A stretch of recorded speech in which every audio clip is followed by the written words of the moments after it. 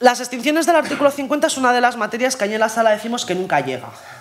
Es muy difícil que haya muchas sentencias de extinción del artículo 50 porque son casos muy particulares, son supuestos muy casuísticos, entonces es muy difícil que las circunstancias, los supuestos de hecho sean exactamente iguales como para que puedan entrar a que exista contradicción. Pero alguna cosa sí que ha entrado en esta sala, básicamente porque no sabemos por qué, pero es que han empezado a llover demandas sobre extinciones del artículo 50 del Estatuto de los Trabajadores propiciadas por la situación de crisis y precisamente por una de las causas del artículo 50, que es el impago de los salarios. Bueno, vamos a ver, la doctrina tradicional de la sala es: un trabajador puede solicitar la extinción indemnizada de su relación laboral cuando exista un impago de los salarios por retrasos, dice el precepto, por retrasos, la falta de pago, retrasos continuados en el abono del salario.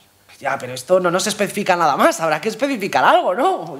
¿Un retraso qué es? Que yo no se lo pague el día 6 en lugar del día 5, y dijo la sala. Primera fase de jurisprudencia. Hombre, tendrán que ser graves, ¿no? Tendrá que ser una situación grave, tendrá que ser un incumplimiento empresarial grave para que se autorice la extinción indemnizada de este contrato de trabajo. Bueno, pues vamos a analizar si existe gravedad en virtud de 3 elementos. El primero es el elemento temporal, es decir, vamos a ver durante cuánto tiempo se ha producido el impago o durante cuánto tiempo se ha prolongado el retraso en el pago del salario.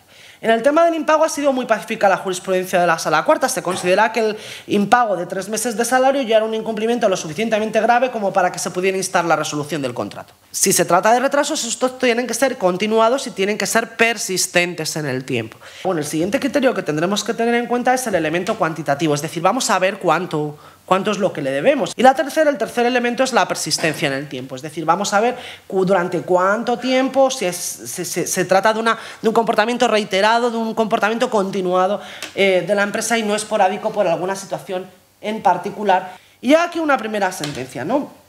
Es muy casuística, ya les digo, con lo cual son supuestos, pues eso, muy particularizados y muy casuísticos. Se dice en una primera sentencia: hombre, el retraso de varios años en el pago de los salarios es lo suficientemente grave. Una pregunta que se formuló es: bueno, vale, ya sabemos lo que son, lo que significa gravedad para que yo, trabajador, pueda solicitar una extinción indemnizada del artículo 50. Pero la pregunta que tengo es, ¿y yo hasta cuándo tengo que tener en cuenta las demoras? Es decir, yo ya puedo presentar una demanda el primer mes o al mes siguiente de que no me paguen el salario, ya puedo presentar una demanda por extinción, porque como sé que se va a celebrar el juicio 3 meses más tarde, o tengo que esperarme para presentar esa demanda que se hayan transcurrido esos 6 meses, que es lo que me dice la jurisprudencia, que será ya grave, pero tengo que esperar esos 3 meses para presentar la demanda. Ya, pero ¿y si me espero esos 3 meses para presentar la demanda, luego qué ocurre? ¿Qué hago?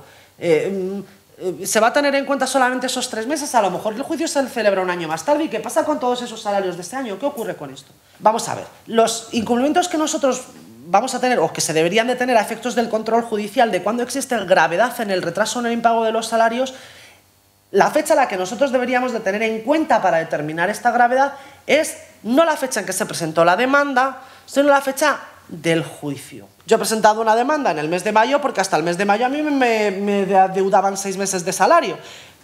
Y si la tengo hasta la fecha del juicio, pues a lo mejor me deben 1 año y 6 meses. Ya, pero es que si solamente se me tiene en cuenta hasta la fecha de la demanda, madre mía, usted me obliga a iniciar otra vez otro procedimiento para reclamarle después todos los salarios posteriores. Es que me está usted obligando a venir otra vez aquí 2 veces para la misma cuestión. Y dicen, bueno, vale, vamos a tener en cuenta los incumplimientos hasta la fecha del juicio.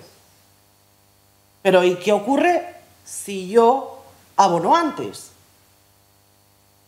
¿Qué ocurre si yo cojo y pongamos por ejemplo, desde el momento en el que me entero que me han metido una demanda, cojo y abono las cantidades? Oh, ya no hay extinción del artículo 50, porque yo ya he abonado lo que usted me está reclamando. Mire, nosotros vamos a tener en cuenta los incumplimientos hasta la fecha del juicio, pero esto es a efectos de si existe gravedad para extinguir.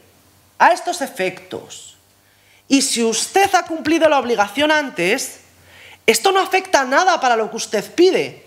Y es que ha habido retrasos o impagos reiterados o continuados que, de acuerdo con sus criterios, con los criterios que usted tiene muy asentados, han sido graves.